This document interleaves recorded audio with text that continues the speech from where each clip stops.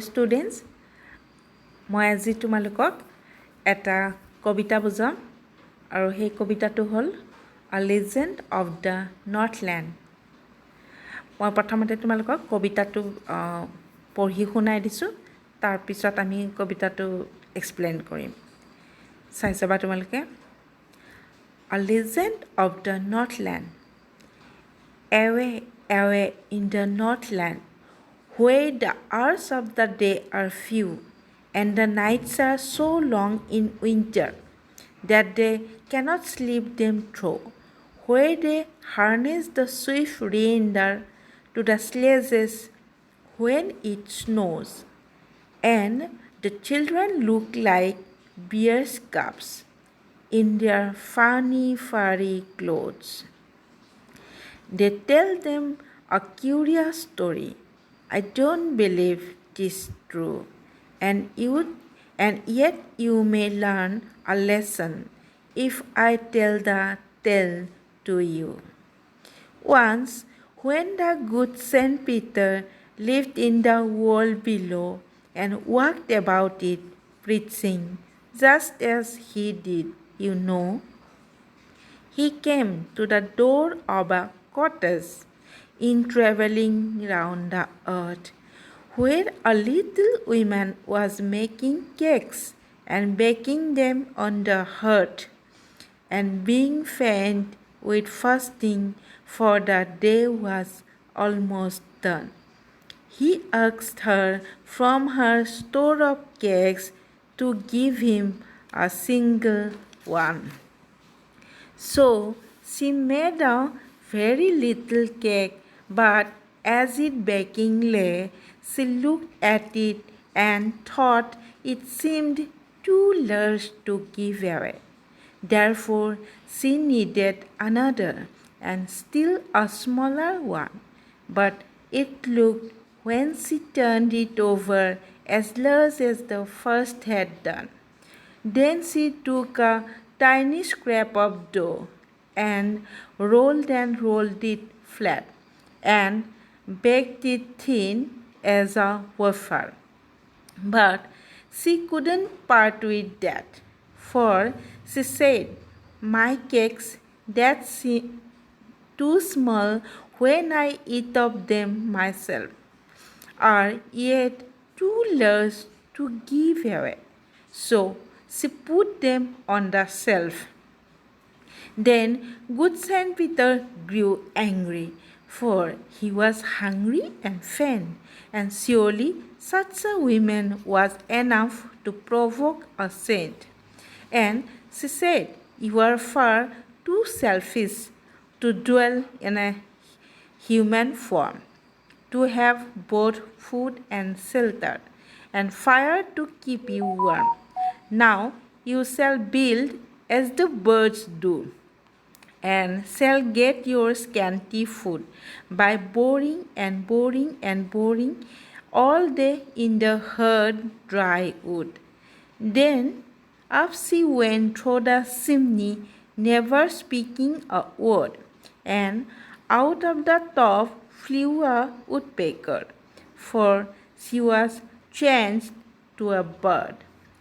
She had a scarlet cap on her head, and that was left the same, but all the rest of her clothes were burned black as a coal in the flame. And every country schoolboy has seen her in the wood, where she lives in the trees till this very day, boring for food. Phoebe Carey. So, dear students, A Legend of the Northland, এই পোয়েমটোৰ poet হ'ল ফৰ্বি কেৰী। এই পোয়েমটো legend বুলি ক'লে কি বুজা যায়? পৌৰাণিক আখ্যান, যিটো মানে বহুত পুৰণি কালৰ পৰা চলি অহা আখ্যান বা কাহিনী। গতিকে নৰ্থলেণ্ডৰ পৌৰাণিক কাহিনী, এটা পৌৰাণিক কাহিনী। মানে এতিয়া নৰ্থলেণ্ড বুলি ক'লে আমি কি বুজোঁ?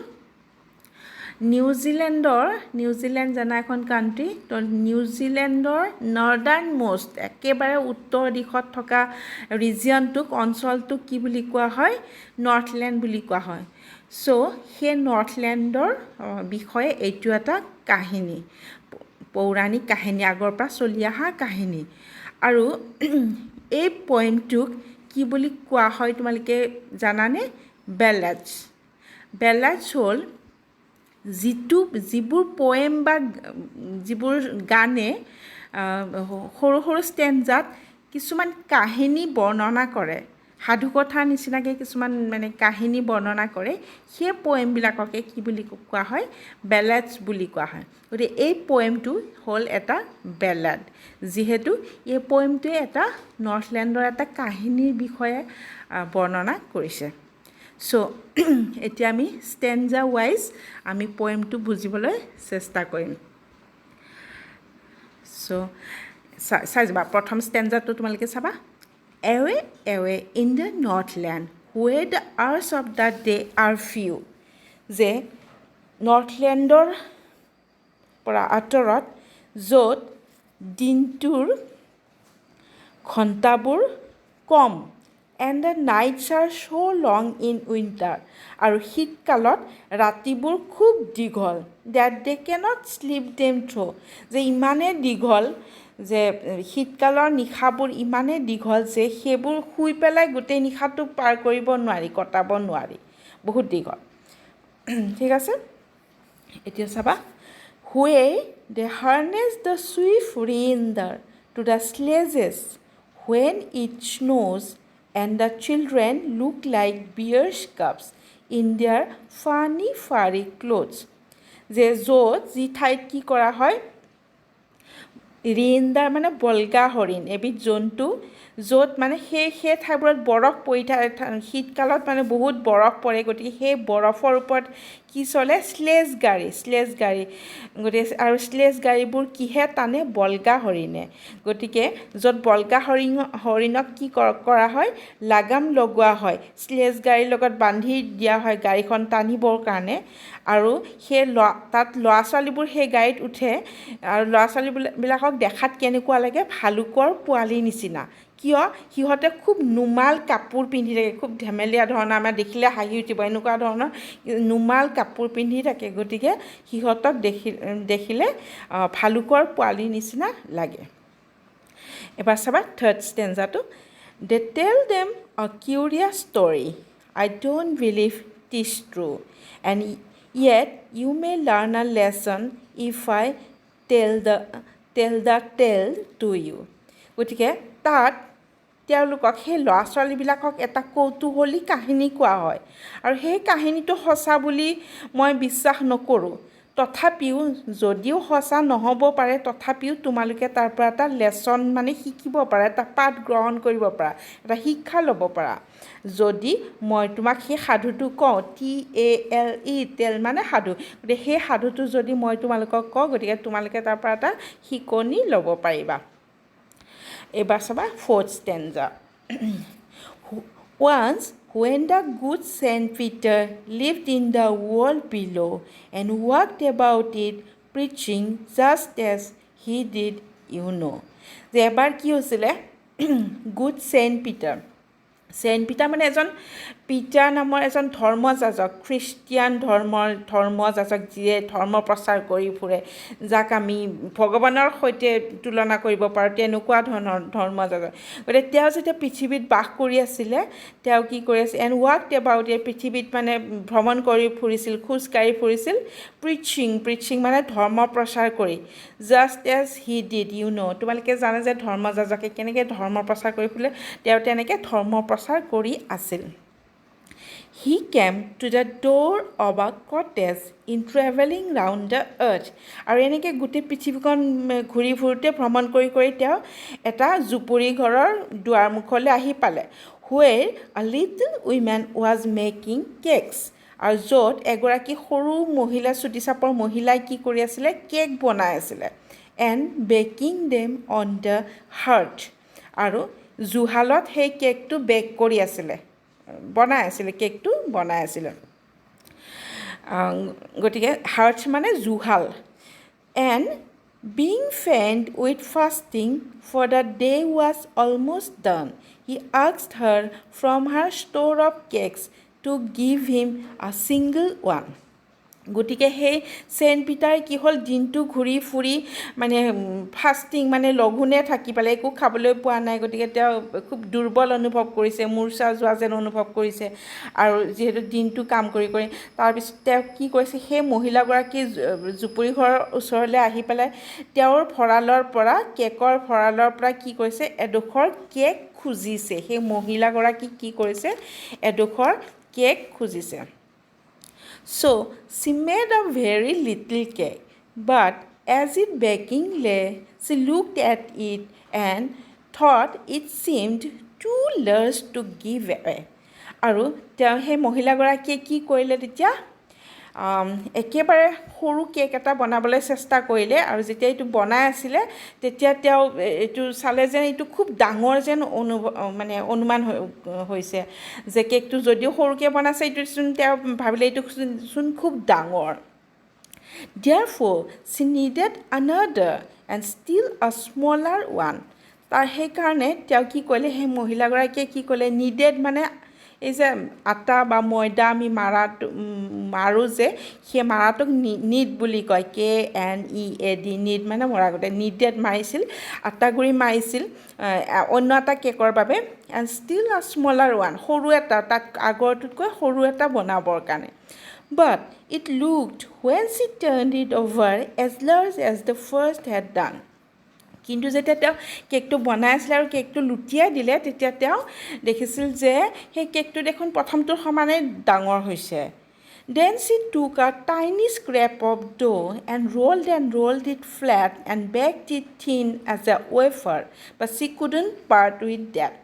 তাৰপিছত তেওঁ কি কৰিলে কম পৰিমাণৰ সেই আটা লাডু এটা ল'লে ডো মানে আটা লাডু বা আটাৰ সেই ঘোলটো যিটো কেক বনাবৰ কাৰণে লোৱা হয় গতিকে কম পৰিমাণৰ সেই আটাৰ গুৰি সেই মিশ্ৰণটো ল'লে আৰু কি কৰিলে যিমান পাৰে সিমান মানে ফ্লেট কৰি পেলাই বনাবলৈ বিচাৰিলে বা আৰু যেতিয়া ৱেফাৰ জানা নহয় মুৰমুৰীয়া যে বিস্কুট ধৰণৰ এটা বস্তু থাকে ৱেফাৰ গতিকে ৱেফাৰ ইমানে পাতল মানে মুৰমুৰীয়া তেনেকুৱা ধৰণে বনাবলৈ বিচাৰিলে বা বনালে আৰু বনাই পেলাই কিন্তু সেই মহিলাগৰাকী সেই কেকটো দিবলৈ নিজৰ পৰা মানে সেই চেণ্ট পিটাৰক দিবলৈ নিবিচাৰিলে For she said, my cakes that seem too small when I eat of them myself. আৰু তেওঁ ক'লে যে মই কেকবোৰ যেতিয়া মোৰ কাৰণে বনাওঁ বা মই খাবলৈ বিচাৰোঁ তেতিয়া খুব সৰু যেন মোৰ লাগে আৰু yet too large to give away. আৰু যেতিয়া মই দিবলৈ বিচাৰোঁ দিব লওঁ তেতিয়া ইমান ডাঙৰ যেন লাগে So she put them on the shelf.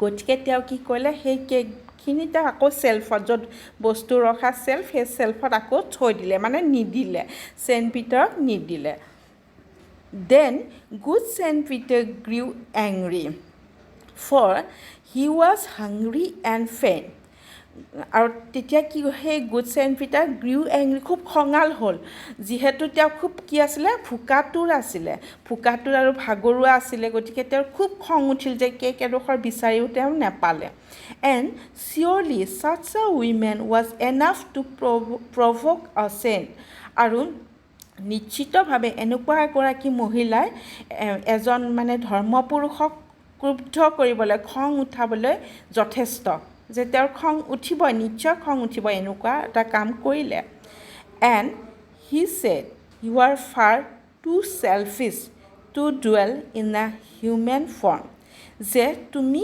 খুব স্বাৰ্থপৰ হয় যে মানুহৰ ৰূপত তুমি জীয়াই থাকিবলৈ বা বাস কৰিবলৈ ডুৱেল DWELL ডুৱেল মানে বাস কৰা মানুহৰ ৰূপত তুমি বাস কৰি থাকিবলৈ তুমি খুব চেলফিছ হয় to have both food and shelter and fire to keep you warm আৰু দুইটা খাদ্য আৰু আশ্ৰয় দুইটা পাই থাকিবলৈ আৰু জুই যিটোৱে তোমাক গৰম কৰি ৰাখে সেইখিনি পাই থকা তুমি তাৰমানে যোগ্য নহয় Now you shall build as the birds do and shall get your scanty food by boring and boring and boring all day in the hard dry wood. গতিকে এতিয়া তুমি চৰাইবিলাকে কৰাৰ নিচিনা তুমি কৰিব লাগিব বা জীয়াই থাকিব লাগিব আৰু তুমি তোমাৰ তাকৰীয়া খাদ্য পাবা এতিয়া তুমি যিমান বিচৰা তেনেকৈ খাদ্য নাপাবা এতিয়া বাই বৰিং এণ্ড বৰিং এই বিন্ধা কৰি বৰিং মানে বিন্ধা কৰি all day in the hard dry wood গোটেই দিনটো কঠিন শুকান হাবিৰ মাজত বিন্ধা কৰি তুমি খাদ্য বিচাৰিব লাগিব Then up she went through the chimney, never speaking a word, and out of the top flew a woodpecker, for she was changed to a bird. গতিকে কোনো এটা শব্দ এতিয়াও ক'বলৈ নাপালে সেই মহিলাগৰাকী আৰু কি হ'ল চিমনি যিটো পাকঘৰত ধোঁৱা ওলাই যোৱা যে নলী থাকে সেইটোক আমি চিমনি বুলি কওঁ চিমনিৰে ওপৰলৈ গুচি গ'ল নেভাৰ স্পিকিং কোন এটা শব্দ নোকোৱাকৈ and out of the top আৰু ওপৰত ফ্লিউ আ উডপেকাৰ যিটোক আমি অসমীয়াত ক'লে কাঠচোকা চৰাই বুলি কওঁ কাঠচোকা চৰাই এটা ওপৰলৈ উৰি গ'ল যিহেতু সেই মহিলাগৰাকী এটা চৰাইলৈ পৰিণত হ'ল She had a scarlet cap on her head and that was left the same but all the rest of her clothes were burned black as a coal in the flame আৰু সেই মূৰত স্কাৰলেট মানে ৰঙচুৱা বা ৰঙা এটা টুপিৰ নিচিনাকৈ আমি তোমালোকে পিকচাৰখনত দেখি আছা যে কাঠঠোকা চৰাইজনী এনেকুৱা হয় যে মূৰটো ৰঙা আৰু বাকীখিনি ক'লা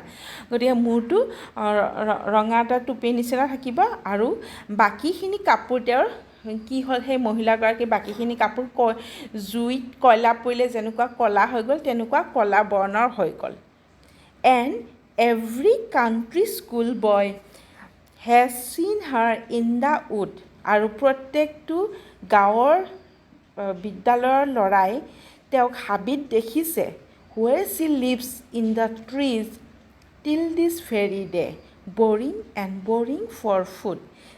য'ত তেওঁ এতিয়ালৈকে বাস কৰি আছে সেই হাবিখনত আৰু সেই গছত বাস কৰে আৰু আজিৰ দিনটোলৈকে তেওঁ কি কৰি আছে বা সেই চৰাইজনীয়ে কি কৰি আছে খাদ্যৰ বাবে বিন্ধা কৰি আছে গছত বিন্ধা কৰি গছৰ ফুটাৰ পৰা মানে খাদ্য সংগ্ৰহ কৰি আছে গতিকে চেণ্ট পিটাৰ সেই মহিলাগৰাকীৰ ওপৰত ক্ৰুদ্ধ হৈ পেলাই তেওঁক অভিশাপ দি দিলে আৰু কি হ'ল সেই মহিলাগৰাকী এটা কাঠচোকা চৰাইত পৰিণত হ'ল এইটো এটা কাহিনী গতিকে এই কাহিনীটো বেলাড বুলি কোৱা হয় এনেকুৱা ধৰণৰ পয়েমবিলাকত য'ত আমি এটা কাহিনীৰ মানে পাব পাৰোঁ গতিকে তোমালোকে আচলতে কি বুজিলা এই পয়েমটোৰ জৰিয়তে যে আমি কেতিয়াও কি হ'ব নালাগে কোনো মানুহ কেতিয়াও ইমান স্বাৰ্থপৰ হ'ব নালাগে যে এজন ভোকাটোৰ মানুহ আহিছে